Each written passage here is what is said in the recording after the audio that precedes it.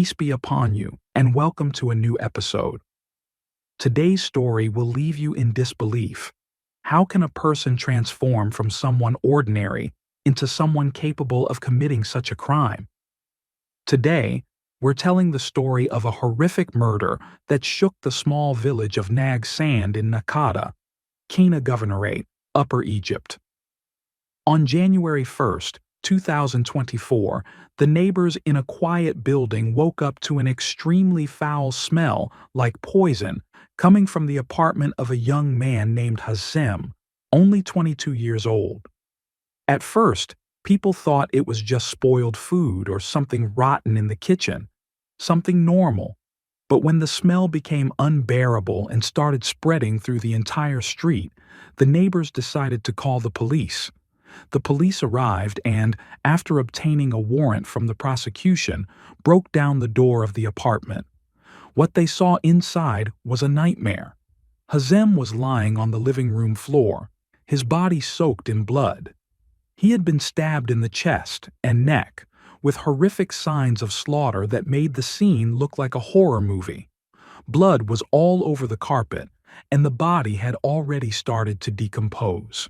There was a strong smell of bleach in the place, like someone had tried to cover up the crime. And the strangest part? His wife, Hoda, just 18 years old, had been missing for 2 days, and no one knew where she was or what had happened to her. Who did this to Hazem? Why? And what was Hoda's role in this story? This case is full of mystery, betrayal, and a devilish plan that will make you think a million times before trusting anyone again. Before we begin our story, don't forget to like and share the episode so it can reach as many people as possible. And if you're a fan of Indian stories, subscribe to our other channel so you don't miss any new content. You'll find the link in the description box. Now, without further delay, let's dive deep into our story.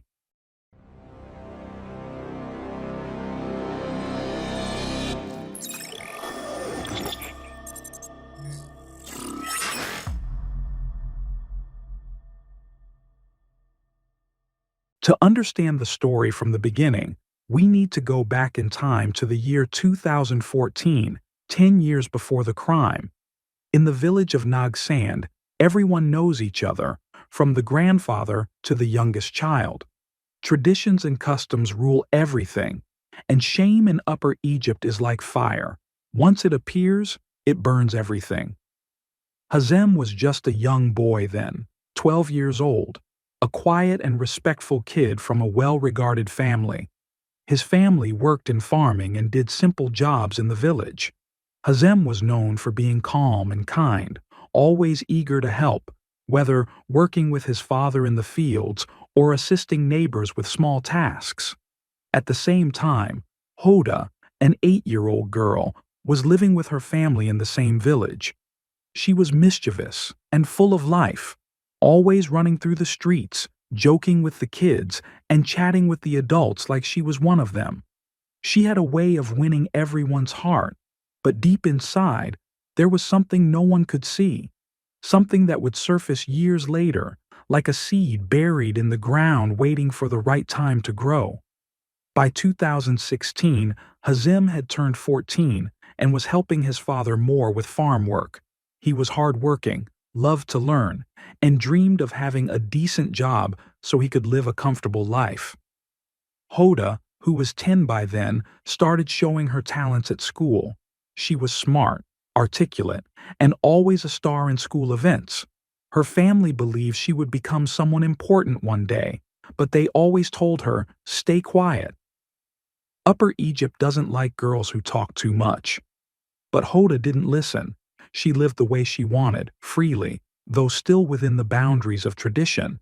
By 2020, Hazem was 18 and started working as a laborer at a service company in Kenya. The pay was modest, but he saved every penny to achieve his dream. He dreamed of marrying a beautiful girl and having a peaceful home. Hoda, who was now 14, was still in middle school and known in the village for being bright and energetic. But a new trait was beginning to show. She liked being in control, whether at home or among her friends. She always wanted to be the one making decisions. Then came the summer of 2022, specifically August 10th, and everything changed. Hazem, now 20, attended a wedding in the village. It was for one of his relatives. Hoda, now 16, was also there, wearing a long red dress, her hair neatly styled, her eyes sparkling like stars. Hazem saw her dancing among the girls, and it felt like time stopped. It was the first time he saw her like that, and his heart started racing. After the wedding, he approached her and asked, "Are you from Nag Sand? I've never seen you before." Hoda laughed and replied in her usual charming way, "Yes, I'm the daughter of Haj Mahmud." "Who are you?" They chatted, laughed, and Hazem felt there was something connecting them. He was very taken by her and the way she spoke. 2 days later, on August the 12th, 2022, he went to her house with his father and mother to officially ask for her hand in marriage. Hoda's family agreed quickly because Hazem was a respectable young man and his family was well known in the village. By late August 2022, the wedding took place. It was a big celebration. The whole street was decorated, people were singing, and women were ululating in joy. After the wedding, Hazem and Hoda settled into a small apartment in a building close to Hoda's family home. The apartment was simple, but Hoda was keen on keeping it stylish. Hazem worked as a laborer at a service company and earned a decent, though not large, income. He loved to spoil Hoda with gifts and would always tell her, "You're the one who brought light into my life." Hoda loved him in return, but deep down she was always thinking about the future. She wanted to make sure her life would be secure, even if something were to happen to Hazem. In September 2023, a year into their marriage, problems began to appear. Hoda discovered that she had fertility issues. She and Hazem went to doctors in the Kina Governorate and did several tests. The results showed that she might not be able to have children at all. Hazem, though saddened, chose to accept God's will. He told Hoda, "Children don't matter. What matters is that we're together. We'll live and be happy." But inside, Hoda felt something was missing. She started thinking that if she couldn't have kids, then she at least needed to secure her financial future. She began pressuring Hazem to transfer ownership of the apartment to her so she could feel safe. She would say things like, "If something happens to you, what will happen to me? I need to protect myself." Hazem refused, not because he didn't trust her, but because he felt the apartment belonged to both of them and shouldn't be in just one person's name. This issue caused fights between them, starting small but growing over time. The neighbors sometimes heard their arguments, but no one intervened, as it seemed like a normal couple's quarrel. In October 2023, Hazem, with Hoda's help, saved up enough money and decided to buy a larger apartment in a new building in Nag Sand village. The apartment was spacious, with a big living room, 2 bedrooms, and a nice kitchen. Hoda was thrilled and began decorating it with love. They bought fancy furniture, and every time Hazem earned extra money, Hoda transformed the place more and more into a paradise. But the major issue still remained. Hoda insisted the new apartment be put in her name. She constantly told Hazem, "You love me, right? Then write the apartment in my name so I can feel secure." Hazem kept trying to explain that the apartment was for both of them and that nothing would happen. But Hoda wasn't convinced. The fights increased, and their voices could often be heard by the neighbors. In November 2023, a serious turning point occurred. Hoda, who had always been outgoing and loved talking to people and helping them with their problems, got to know Whale, an administrative employee like her at a middle school in Nag Sand. Whale was 22 years old, married, and struggling with many financial issues due to household expenses. He was an ordinary guy, but he had a way with words. He could make people feel like he genuinely cared. Hoda and Whale started becoming friends at work. They would have breakfast together in the office, drink tea, and talk about their lives. Hoda told him about her arguments with Hazem and how she felt like she wasn't living the life she deserved. She would say, "Hazem is kind, but I want a better life than this." Whale would talk about his issues with his wife and how there was always pressure at home. He'd say, "My wife doesn't appreciate me. She always sees me as not enough." Their conversations became more personal, and both began to feel a growing connection between them. In early December 2023, specifically around December 5th, the relationship between Hoda and Whale took a dangerous turn. They began sending each other messages at night, talking on the phone for hours, and the hints between them became more obvious. Hoda saw something in Whale that she felt was missing in Hazem. She felt like Whale understood her better and treated her in a way that made her feel special. One day, while they were sitting in the office, Hoda said to Whale, "I feel like I'm living in a cage with Hazem. He's kind, but he's not the one I want." Whale replied, "Me too. My wife doesn't understand me the way you do." That conversation was like a spark that ignited a fire. Whale told Hoda, "I'd love to see your apartment. I bet it's like heaven, just like you described." Hoda agreed but warned him, "You come and leave quickly. Hazem must not find out." On December 15th, 2023, Whale went to Hoda's apartment while Hazem was at work. Hoda cleaned the place, made tea, and welcomed him warmly. But it wasn't just a casual visit. An illicit relationship happened between them that day, and from then on, they began meeting in the apartment whenever Hazem was away. They planned things carefully, and no one in the village suspected anything because Hoda was known to be respectable, and Whale always presented himself as just an ordinary man. The relationship continued in secret. Hoda and Whale felt like they couldn't live without each other.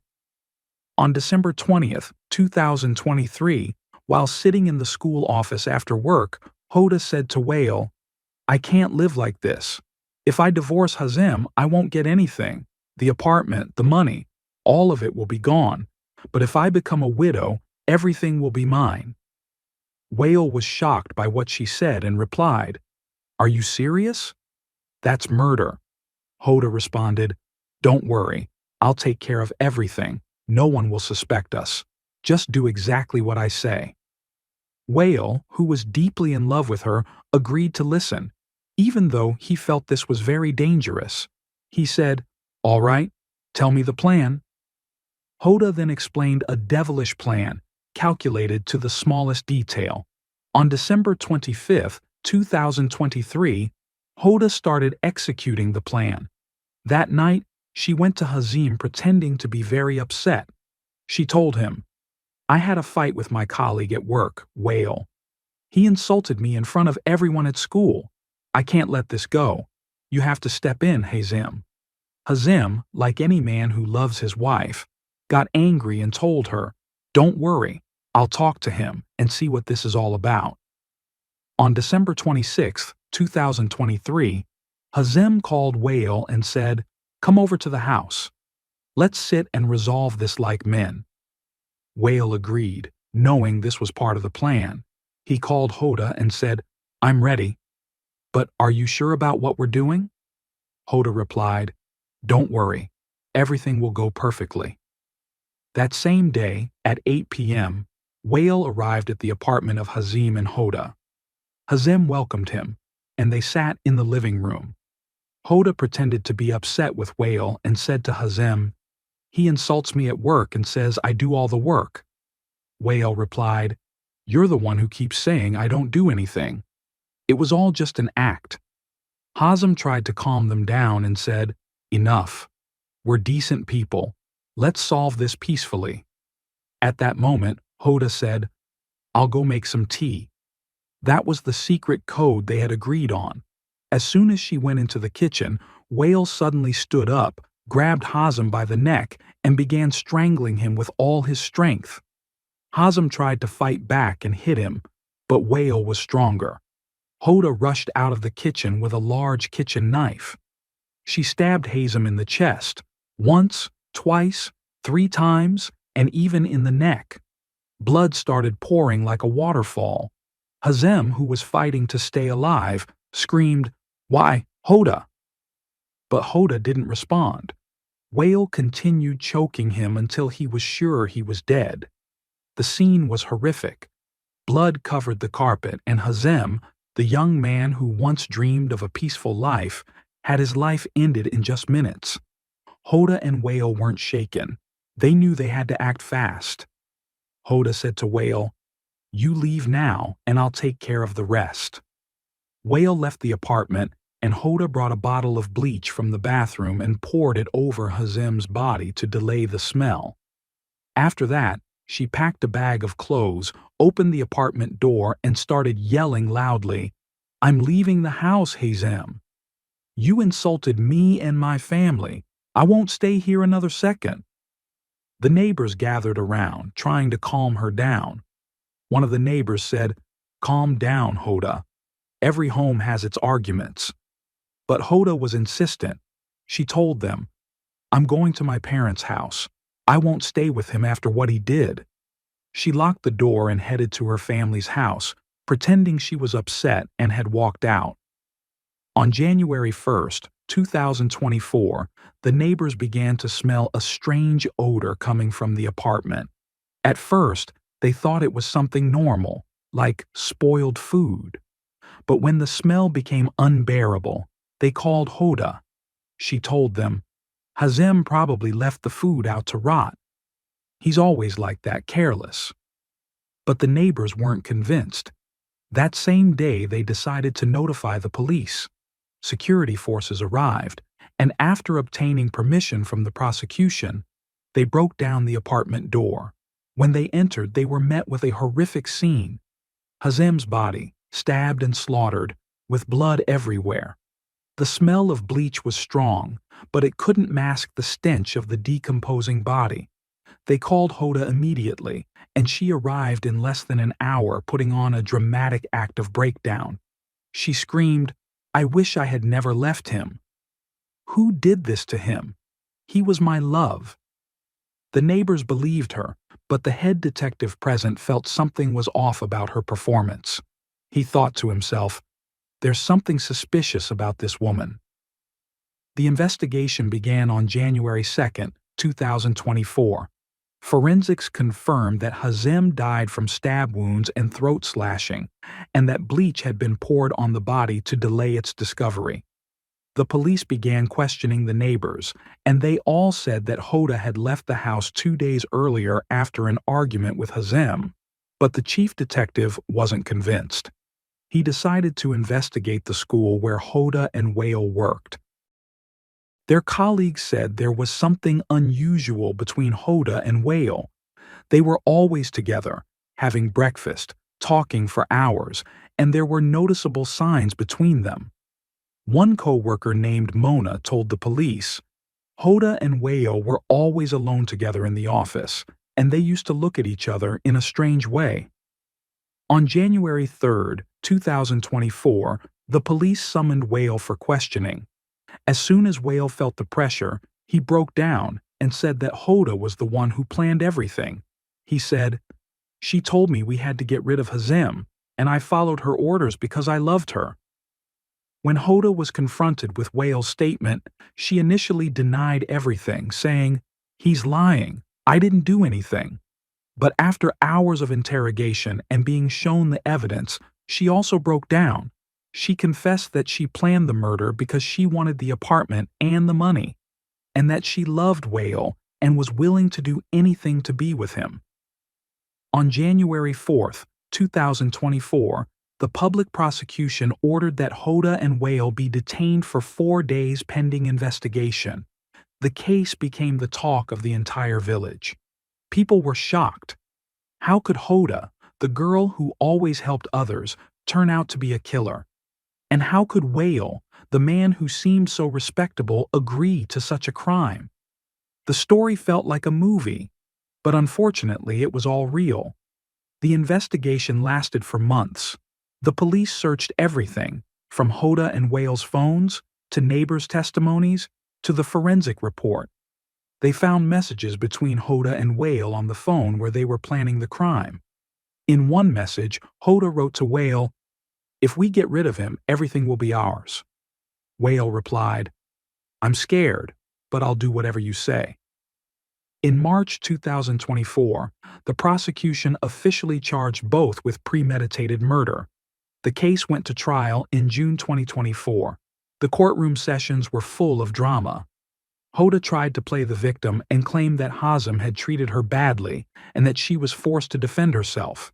She told the judge, "I was afraid of him. He used to hit me." But the evidence was overwhelmingly strong. The forensic report confirmed that the stab wounds were intentional and that Hazem died within minutes due to the severity and number of wounds. Whale's testimony was clear. Hoda had planned everything. On December 15, 2024, the court issued its final verdict, death by hanging for both Hoda and Whale. The judgment hit the village like a thunderbolt. People felt that justice had been served, but at the same time, they were deeply saddened for Hazem, the young man who dreamed of a peaceful life but met a horrific end. This case, folks, isn't just a crime story. It's a story about greed that blinds the eyes, about betrayal that destroys everything, and about how one wrong decision can ruin many lives. Hoda could have lived a quiet life with Hazem, but she chose the path of greed. Whale could have protected his home and children, but he followed his desires. And Hazem, who truly loved, paid the price for his love, with his life. The lesson we take from this story is that betrayal, no matter the excuse, always ends in loss. If you feel you're heading down the wrong path, stop, think, and put God before your eyes. Life is not a game, and one decision can destroy everything. And with that, today's episode comes to an end. If this is your first time on the channel, don't forget to subscribe and turn on the notification bell so you won't miss any new content. See you in the next episode. Goodbye.